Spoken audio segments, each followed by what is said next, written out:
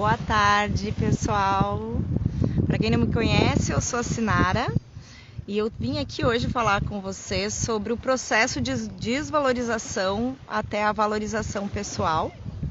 Esse vídeo vai ficar gravado, então para quem estiver assistindo no IGTV, aproveita e deixa aí o seu coraçãozinho, deixa comentários, porque é bastante importante também eu saber a opinião de vocês, o que vocês estão achando. Então, vamos falar sobre então esse processo de desvalorização até a valorização pessoal. Eu vou contar um pouquinho do meu processo, tá? Porque eu quero também me apresentar para vocês, para quem não me conhece, conhecer um pouquinho mais da minha história. E para que vocês possam identificar que todos nós passamos por esses processos, né? Não é, eu tô com um problema porque eu me desvalorizo. Todos passamos por algum processo no momento de se desvalorizar.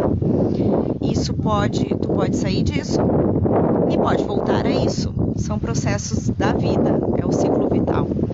E eu tô aqui então para contar um pouquinho para vocês agora de como eu tive esse processo. E depois vou falar um pouquinho mais sobre o conteúdo em cima disso. Bom, eu sou filha de pais que haviam se separado do primeiro relacionamento. Então, eu sou filha do segundo relacionamento dos meus pais. Isso já gerou uma certa crença de desvalor, né? Porque houve algum atrito entre famílias e tal, enfim, para não entrar em maiores detalhes e não envolver demais as pessoas. Vocês entendem, né, que... Oi, Raquel! Vocês entendem, né, que isso aí acontece e, enfim, estamos sujeitos a isso. Famílias têm atritos. Então, começou meu primeiro processo de desvalor, foi esse, né? Eu acreditava, nasci já achando que eu não era um produto bem-quisto na família. Mas a minha mãe e meu pai sempre me amaram muito, nunca me trataram mal, eu sempre fui muito, muito amada. Mas só isso, né, de ter vindo do segundo relacionamento dos meus pais, então todo o processo que eles viveram acabou chegando em mim também. Ok, fui crescendo, a minha mãe é engenheira civil, largou a engenharia então para ficar bem próximo da gente. Ela então ficou com o bar do colégio onde a gente estudava. Ela começou a administrar o bar do colégio onde a gente estudava. E ela então estava muito próximo da gente, para cuidar dos filhos, ela largou então a carreira dela. Vejam que isso também é um processo de aprendizagem para mim, né? Que eu gravei aquilo como muito importante. A minha mãe largou a carreira dela para cuidar dos filhos. Ok. Então tava lá no colégio, bem faceira, no colégio particular. A gente não tinha muitas condições financeiras, mas eu tava no colégio particular. A minha mãe sempre no perrengue para pagar as mensalidades, seguido atrasava as mensalidades. E eu não preciso nem dizer para vocês que eu era colega de pessoas que tinham muito mais condições aquisitivas, né, do que eu. Então eu via elas terem tudo e eu ter tudo. Eu tinha tudo, mas enfim, não era de marca famosa, não era de... Enfim, eles tinham coisas melhores do que eu, na minha cabeça, era isso. Mas eu nunca me abalei por isso. Hoje eu penso isso, mas na época eu não me dava conta disso, eu não sofria por causa disso. E então, cresci lá com a minha mãe por perto, com meu irmão por perto, sempre muito bem acompanhada, sempre muito amada, com muitos amigos. Eu sempre tive muitos amigos na escola, eu sempre tive um processo, né, de liderança de turma, então eu estava sempre concorrendo a ser líder da turma, ou então sendo a líder da turma. Então, eu acredito que nessa época eu me valorizava bastante, eu acreditava no meu potencial. Tinha alguns momentos da vida, né, que quando eu era criança, que eu me sentia desvalorizada, né? Em alguns momentos que eu me lembro, ficou muito marcado na minha vida uma vez que uma senhora me chamou lá no colégio, a mãe de uma outra menina me chamou e disse: "Senta aqui, deixa eu ver tua cabeça". E daí eu sentei, ela começou a olhar minha cabeça e disse: "Nossa, tu tá cheia de piolho". E ela falou aquilo de uma maneira que eu me senti muito mal, muito desvalorizada, enfim. E eu me lembro que isso ficou marcado, né? Até hoje eu me lembro muito da cena. E outros processos desses, bem básicos, nada muito grave, obviamente. Aquela senhora não estava querendo me destratar, mas eu gravei na minha memória como algo muito muito ruim. Daí depois me formei no colégio e devido a eu ter tido contato com era um colégio de irmãs franciscanas, né? E eu tinha muito contato com uma das irmãs que era psicóloga. E eu gostava muito dos assuntos que ela falava, enfim. E ela era diabética, tá? E eu, aos 13 anos, eu fiquei diabética, eu me tornei diabética, eu sou diabética, eu tenho diabetes, vamos corrigindo as palavras, né? Eu tenho diabetes desde os meus 13 anos. Então, quando eu me formei no colégio, eu me identifiquei com ela, né? Achei que ela tinha a ver com os assuntos que eu gostava e por ela ser diabética também me identifiquei. E eu também conheci um psicólogo e eu gostava, daí minha mãe abriu uma cafeteria no centro da cidade e ele ia muito lá e conversava e eu gostava muito daquele assunto, né, do trabalho dele. Então, decidi que eu queria ser psicóloga, afinal eu sempre escutei muito as minhas amigas na época de colégio, elas sempre desabafavam comigo, eu dava conselhos. Então decidi que eu queria fazer psicologia. Só que aí chegou um momento crucial na minha vida, que não tínhamos muito dinheiro, eu não me achava capaz de passar numa universidade federal e não tinha dinheiro para pagar uma particular, né? Mas eu queria pelo menos tentar fazer o vestibular. E o meu pai disse para mim assim: Sinara, faculdade não quer dizer nada. Faculdade não significa nada para ninguém. De fato, ele tem razão, tá? Eu concordo com ele. Mas aquilo naquele momento ficou gravado em mim de que eu não podia. Eu não podia, os outros podiam, eu não podia. E daí foi todo um processo até eu conseguir, porque na faculdade que tinha financiamento estudantil, existia um processo de psicotécnico antes, que era caro, era um valor caro para pagar o psicotécnico, para daí passar no psicotécnico e então fazer o vestibular, e se passasse no vestibular, então poder fazer a faculdade. E a outra que tinha disponível, que não tinha psicotécnico, eu não tinha dinheiro para cursar, né? E não tinha financiamento estudantil nessa outra. Mas fiz o vestibular, meu padrinho quem pagou. Me lembro direitinho de ter cruzado com ele, tá triste. Ele perguntou o que foi, e daí eu falei que eu queria fazer o vestibular e não tinha dinheiro, e ele me pagou. Ele me pagou, mesmo sem ter muito dinheiro, ele me pagou, então, o vestibular. Eu passei e cursei o primeiro semestre, e depois fui fazendo cadeiras pingadas, assim, uma aqui, outra ali. E no fim das contas, daí, então, aquela faculdade que tinha financiamento estudantil eliminou a questão do psicotécnico. Daí eu fiz vestibular de novo e passei, então fui fazer a faculdade, então, com financiamento estudantil. Fiz a faculdade, meu sonho era me formar psicóloga, me formei psicóloga, em 5 anos estava formada psicóloga. E agora? Então sou psicóloga, pronto, o meu sonho está realizado, eu não sonhei mais nada. Eu não sonhei mais nada depois, eu não pensei no depois, eu só queria me formar psicóloga. E eu estava formada psicóloga. E daí começou todo o meu processo, então, de descobrir o que eu ia fazer como sendo psicóloga. Na época eu trabalhava no teleatendimento da Companhia de Energia Elétrica do Rio Grande do Sul. Eu era concursada. Eu trabalhava à noite, das 19 às 2. E não aguentava mais, eu já não aguentava mais, eu queria sair, eu já estava há anos ali. E eu queria ser psicóloga. E então eu comecei a atender os pacientes com muito prazer, eu amava aquilo, eu amava atender em consultório. Só que começa o meu processo de desvalorização, porque eu queria ajudar os pacientes. E os pacientes então, né, diziam que não tinham condições financeiras. E eu cobrava então muito barato, eu cobrava mais barato do que as instituições que ofereciam, né, a baixo custo o atendimento psicológico.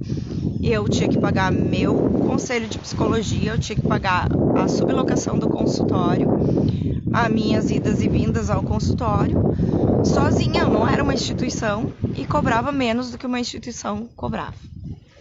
Então, Aí começa o meu processo de desvalorização. Mas ainda assim eu amava muito o que eu fazia. Eu queria deixar logo de ser teleatendente para ser psicóloga de uma vez por todas. Era o que eu amava, e azar que estivesse ganhando pouco. Era o que eu queria. Então eu fui fazer um curso de pós-graduação. E quando eu estava fazendo esse curso de pós-graduação, eu engravidei. Sem planejar, sem me cuidar. Se vocês se lembram, no início dessa conversa eu contei, né, que eu sou diabética desde os 13 anos, então eu tava com a glicose descompensada, não tava me cuidando de nada e engravidei. E desde que eu engravidei, eu pensei, meu Deus, eu não podia ter engravidado. Isso não podia ter acontecido comigo. E começou todo o processo de sofrimento e tal. Aí fui atrás de médico, fui atrás do endocrinologista, comecei a me cuidar, a glicose começou a se estabilizar, mas eu tava com medo, eu tava na minha cabeça de que aquilo não ia dar certo, não ia dar certo.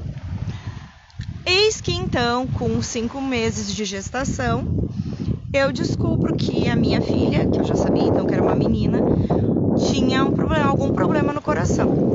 Não se sabia ainda exatamente o que era, mas tinha um problema no coração. E pronto, né? Meu mundo caiu.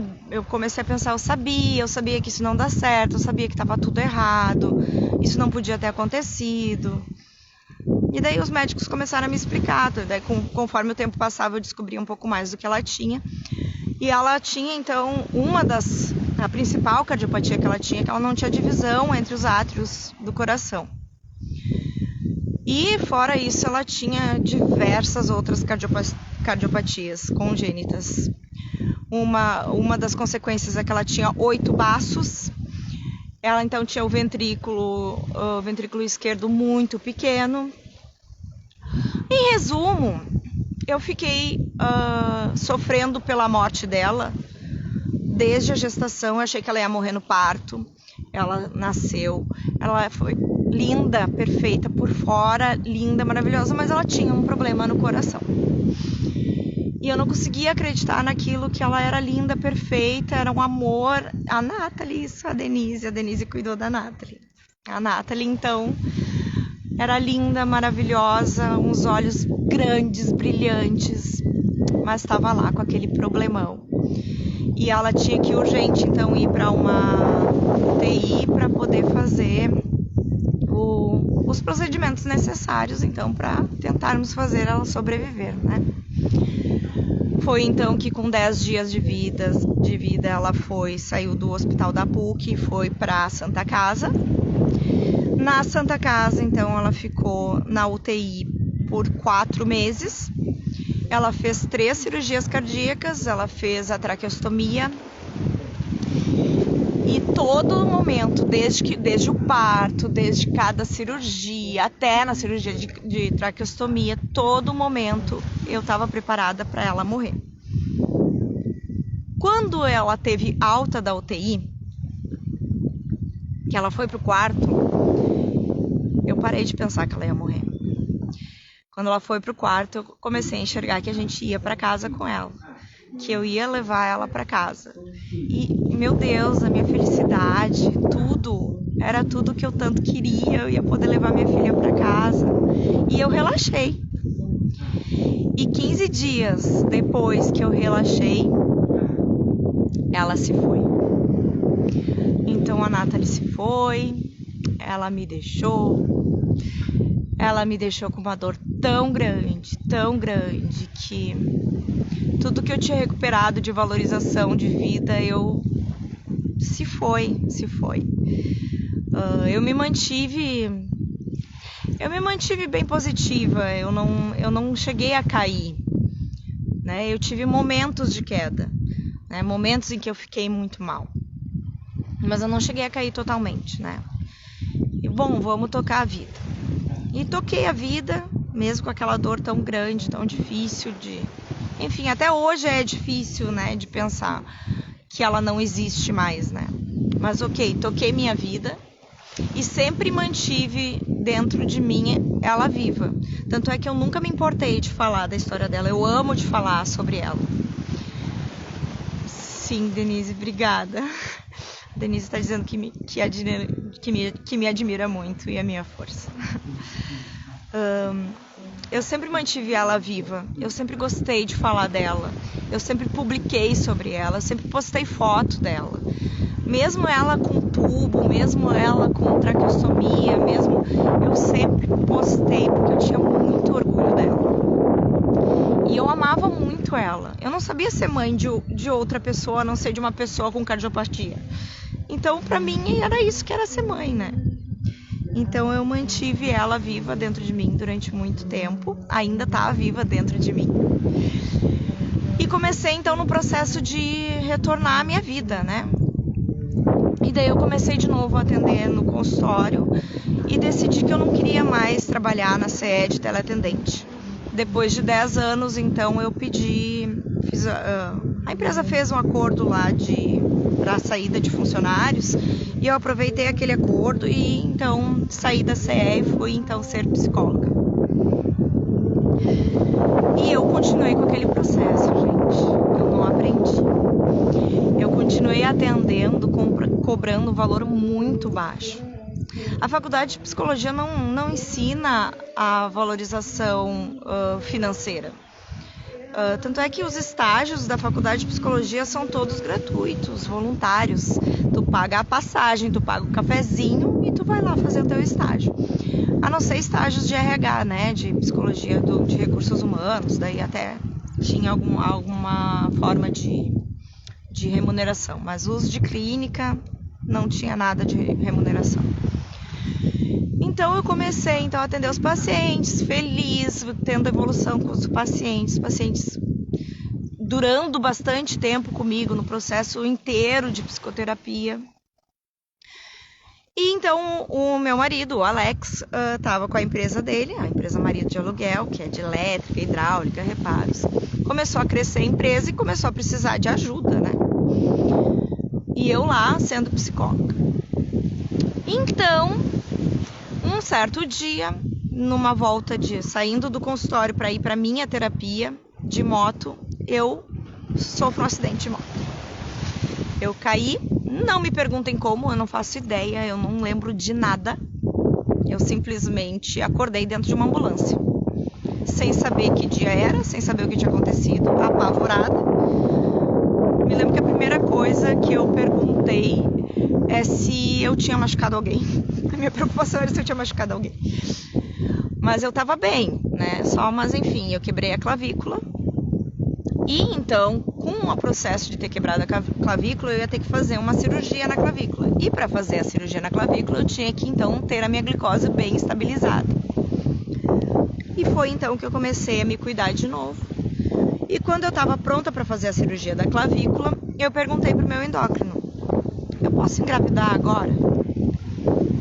O meu endócrino disse: sim, tá na hora, vai lá. É a hora, tu tá com a tua hemoglobina glicada ótima, vamos lá. E daí eu fui pro meu obstetra, toda faceira: é agora que eu vou engravidar. E o que ele disse? Não. Deus o livre, não. Mas nem pensar em arriscar. Aí naquele dia meu mundo caiu. Eu chorei tanto, acho que eu chorei tudo que eu não tinha chorado desde que a Nathalie tinha ido embora. E eu me lembro que eu pedi muito, eu cantava aquela música da Aline Barros, Ressuscita-me, chorando, e pedia para Deus, por favor, pelo amor de Deus, me dá a minha filha, eu quero poder engravidar. Passou uns dias e eu comecei a sentir meu seio inchado, dolorido. Comprei o teste de farmácia, estava grávida. Aí então liguei pro meu endócrino, pedi então o teste de sangue e realmente estava grávida. E então minha vida mudou totalmente de novo, né? Tava confiante, feliz. Permaneci com os pacientes, a gravidez toda ótima, maravilhosa, só com ótimos resultados. Minha filha nasceu, a Tiffany, nasceu com muita saúde, olha, tudo certo, não teve nenhum problema. Eu voltei a atender 2 meses depois, eu já estava atendendo de novo no consultório. Mas óbvio que nesse processo, né, quando tu para alguns atendimentos e tu volta, mesmo que seja só por um mês, a gente acaba perdendo alguns pacientes, né? Então eu diminui um pouco, mas a minha força de vontade era a mesma, né? Então eu continuei atendendo, só que a empresa do Alex começou a crescer muito. A gente começou com alguns contratos que davam bastante demanda de serviço e ele precisava de ajuda para atender no telefone, para o administrativo da empresa. E então eu comecei a ajudar ele,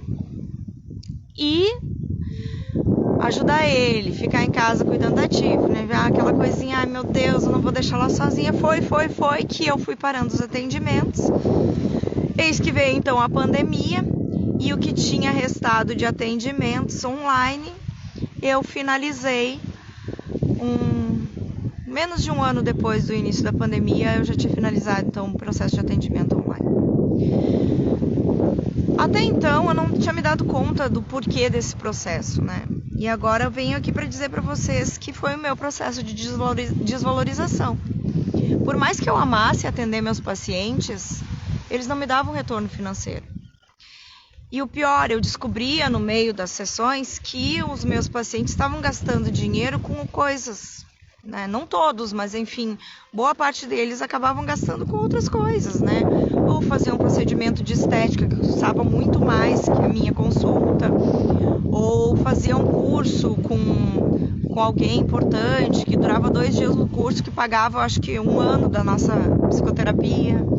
E eu aquilo começou a me incomodar, né? E daí eu comecei a pensar, não vale a pena ser psicóloga, não vale a pena, não tá dando certo. E então desisti de tudo e fiquei então só com a empresa.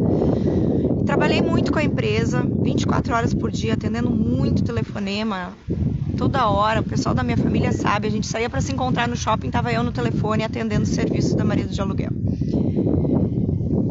Só que chegou um momento que a gente começou a se deparar com gestores das empresas parceiras que não respeitavam eu como mulher, que não davam valor à empresa marido de aluguel.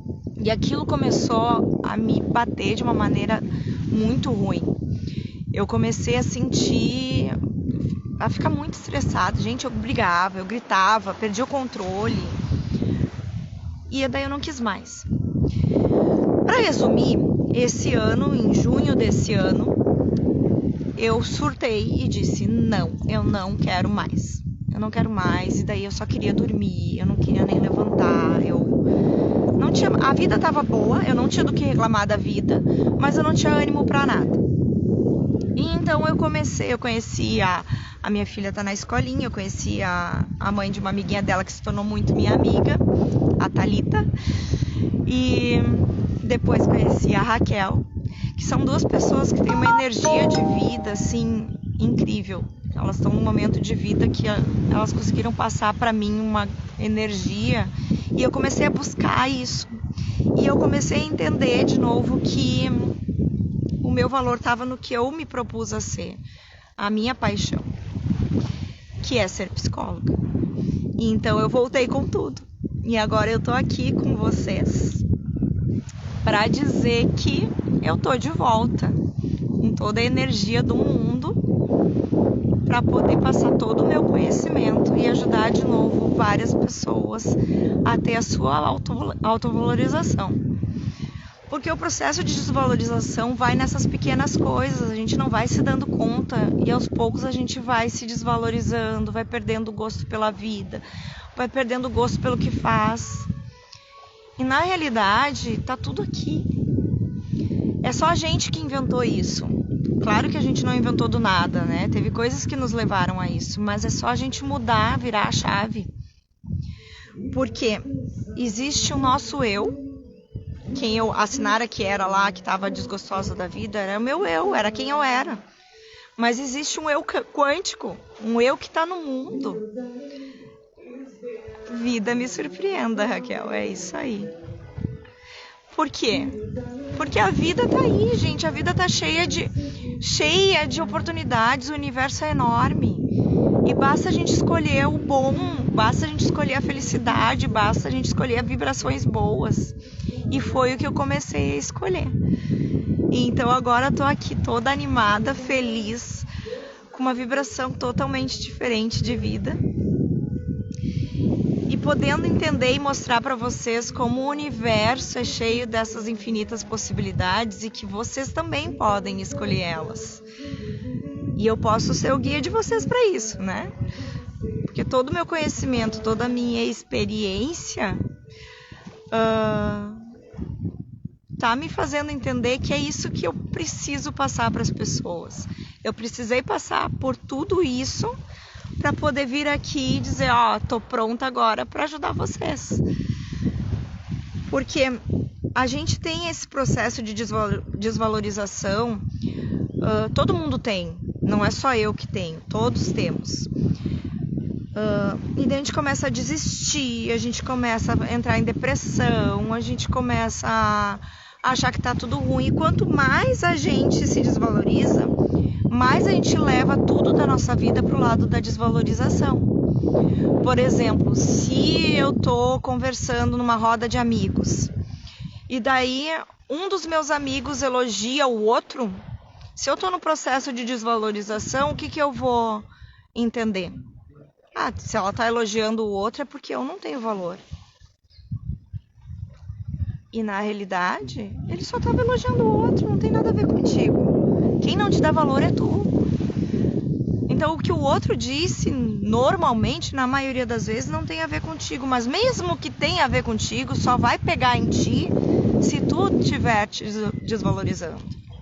Exatamente, Denise, é a gente que se desvaloriza.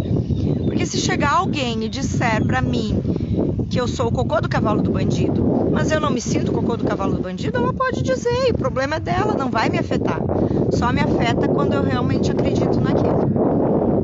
O processo de se valorizar começa a tu dar valor às pequenas coisas. As pequenas coisas da vida que tu tem. E todo mundo tem alguma coisa que pode agradecer e pode se valorizar, né? Ninguém é totalmente ferrado na vida. Sempre tem coisas boas a agradecer. E é mais ou menos nesse momento que a gente começa a levantar. Quando a gente começa a dar valor a cada pedacinho, ao ar que a gente respira, ao lugar que a gente tá, à família que a gente tem. E hoje ainda eu pensei, meu Deus, olha o que eu fiz com a minha filha. Olha o que eu fiz com a Tiffany. Eu adoro maquiagem, né? Eu tenho várias coisas de maquiagem e, por consequência, obviamente, a Tiffany me vendo gostar de maquiagem, ela acaba gostando também, né? Então ela pegou ela adora fazer arte, ela se maquia às vezes melhor do que eu, tá? Ela tem 5 anos e tá se maquiando melhor do que eu muitas vezes.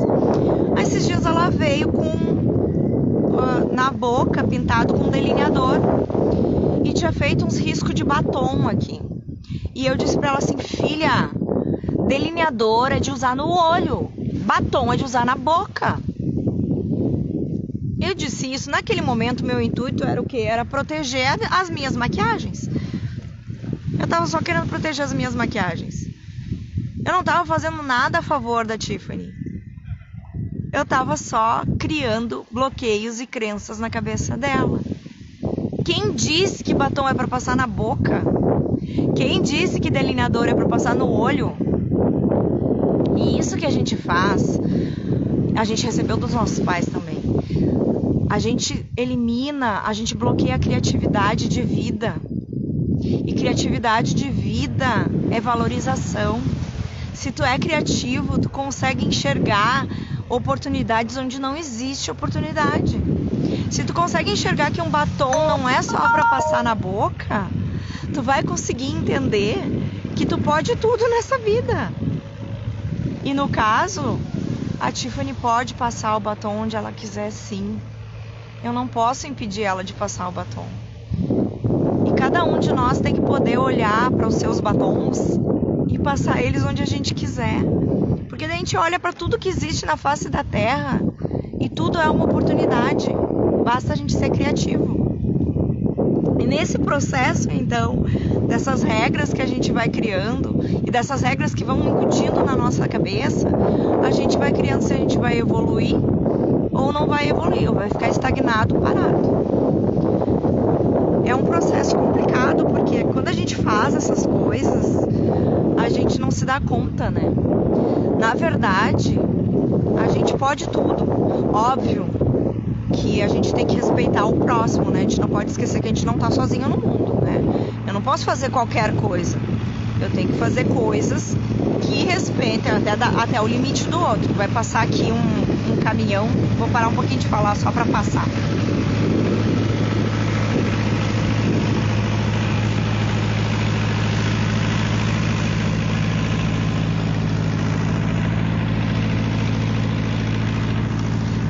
Eu lembrei também de quantas vezes a gente quer alguma coisa e a gente se bloqueia. Ai, Denise, querida, olha só, viu só? Já tô vibrando energias lindas pra Denise ali.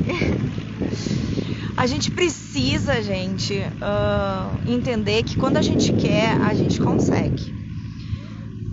E a gente tem que tentar dar um pouco menos de ouvido pros outros. Por que eu digo um pouco menos? Porque a gente precisa escutar a opinião dos outros, mas a gente não pode internalizar elas, porque cada um tem seu momento de vida. E às vezes as pessoas querem a mesma coisa que nós, mas não com a mesma intensidade. O fato é que se a gente tem alguma prioridade e a outra pessoa que está com a gente quer também, mas não tem a mesma prioridade, vai lá, tu e faz. Eu tive uma paciente, até se ela um dia assistisse, porque vai ficar gravado esse vídeo, ela vai saber que é ela. Ela queria muito casar. E o parceiro dela também queria, mas ele não tinha prioridade dela. E em um momento no nosso processo de psicoterapia, ela decidiu que ela ia casar. E ela começou a montar o casamento dela. E ela fez o casamento dela. Quem disse que não dá? Ninguém disse que tem que ser o homem que tem que pedir casamento. Ninguém disse que precisa ajoelhar para entregar uma aliança. Lembrei disso porque eu tô aqui na frente de um hotel do Costa Norte e estão gravando ali, eu acho que é um casamento que vai acontecer. Lembrei dessa história aí. Então, pessoal, lembrei de outra coisa que eu queria falar pra vocês. O conhecimento, ele nos empodera, tá? É muito importante a gente estudar. Quando meu pai disse que faculdade não significa nada, é porque realmente a faculdade te dá só um conhecimento, ela não te dá dinheiro, ela não te dá sucesso na vida. Ela só te dá o conhecimento, e o conhecimento tu pode buscar de várias formas. Hoje em dia, então, meu Deus, né? Dá para buscar conhecimento de todas as formas possíveis, além de uma faculdade. Conhecimento empodera. É importante ter conhecimento, mas não deixem que o conhecimento limite vocês. Vocês não têm que nada nessa vida. Qualquer curso, qualquer profissão tem muito tem que. E ninguém tem que nada. Vocês vão inventar a forma de vocês. Tem uma mestra minha que falou, e eu gravei muito essa frase, e eu vou repetir aqui. Qual é o jeito certo? É o teu jeito. Qual é o jeito certo? É o teu jeito.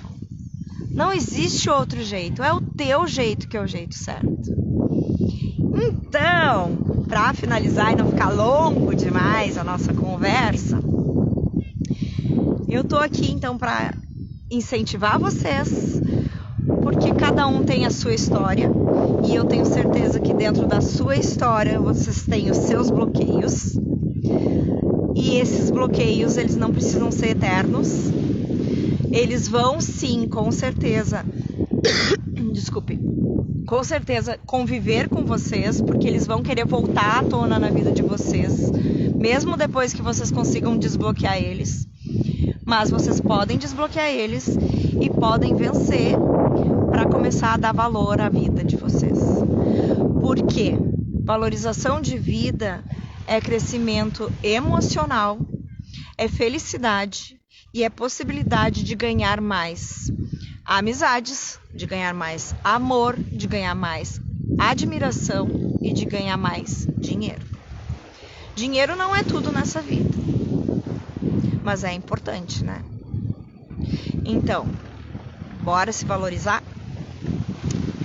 Eu criei a mentoria Desenvolvendo Vidas pensando nisso, nesse meu propósito de vida que eu descobri, que eu posso então ser guia de vocês que estiverem interessados, para então desbloquear essas crenças de desvalorização e poder dar um sentido melhor na vida, para que vocês possam se valorizar de verdade, poder crescer e poder enxergar que esse universo tem infinitas possibilidades, sim.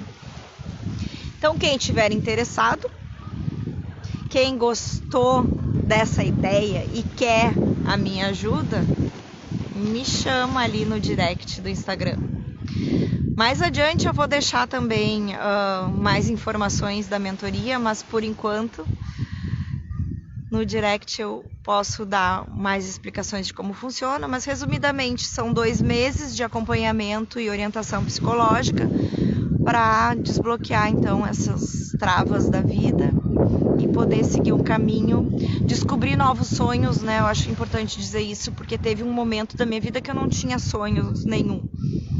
E não é porque tu não tem sonhos que tu não pode vir a ter de novo. A gente pode voltar a ser aquela criança que tinha um monte de sonhos, um monte de imaginações. Então é isso, pessoal. Agradeço por vocês terem me acompanhado. Essa aula, esse vídeo vai ficar gravado no IGTV. Quem perdeu o início pode ir lá depois olhar. Um beijão. Amo vocês, amo a vida. Eu me amo. Até mais. Vamos encerrar aqui. Gratidão, Raquel. Gente, é o primeiro vídeo ao vivo que eu faço. Eu não sei como encerrar, mas eu acho que eu vou conseguir aqui.